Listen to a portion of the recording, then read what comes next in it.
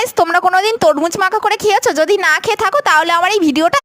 তো ফার্স্টে তরমুজটা আমি কেটে নিলাম। আমি ভাবলাম লাল হবে কিনা, কিন্তু লাল হয়েছে। দেখো বন্ধুরা, কত সুন্দর লাল হয়েছে তরমুজটা। আর আমি বেশি করব না, কারণ আমি কখনো মাখা করে খাইনি, তাই কেমন হবে জানি না, তাই অল্প করে করলাম ফার্স্ট টাইম।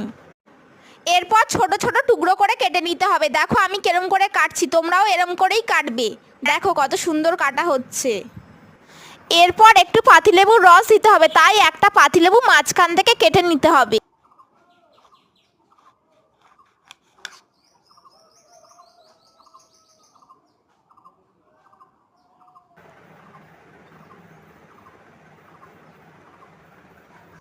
আধখানা পাতিলেবুর রস পুরোটাই দিতে হবে।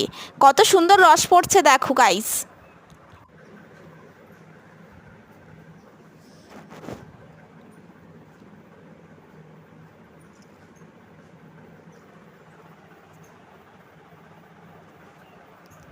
এরপর ভালোভাবে মিশিয়ে নিতে হবে, লেবুর রসটা যাতে তরমুজগুলোর সাথে ভালোভাবে মিশে যায়। শুকনো লঙ্কা পোড়াতে গিয়ে আরেকটু হলেই আমার গায়ে আগুন ধরে যাচ্ছিল। দেখো গাইস, আমি বুঝতেই পারিনি আগুনটা অত তাড়াতাড়ি ধরে উঠবে, আর একটু হলেই বিপদ হয়ে যাচ্ছিল। ভগবান রক্ষা করলো বাবা। কি আর করা যাবে বলো, যদি ভাগ্যে থাকে তো বিপদ অবশ্যই হবে, আর যদি না থাকে তো কখনোই হবে না। তাই আমি এ যাত্রায় রক্ষা পেয়ে গেলাম। তাই লাইটার দিয়েই শুকনো লঙ্কা দুটোকে ভালোভাবে পুড়িয়ে নিচ্ছি। দেখো একটু অসুবিধা হচ্ছিল, তাও আমি মোটামুটি ভালোভাবেই শুকনো লঙ্কা দুটোকে পুড়িয়ে নিলাম।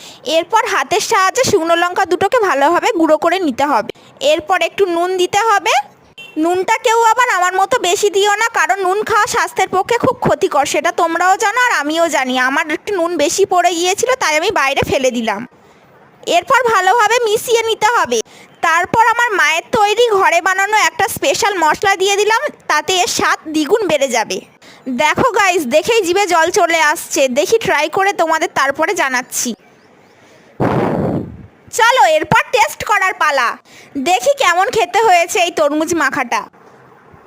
হেভি খেতে হয়েছে গাইস, তোমরাও বাড়িতে ট্রাই করবে। টক টক ঝাল ঝাল মিষ্টি মিষ্টি, দারুণ খেতে হয়েছে। Bye guys.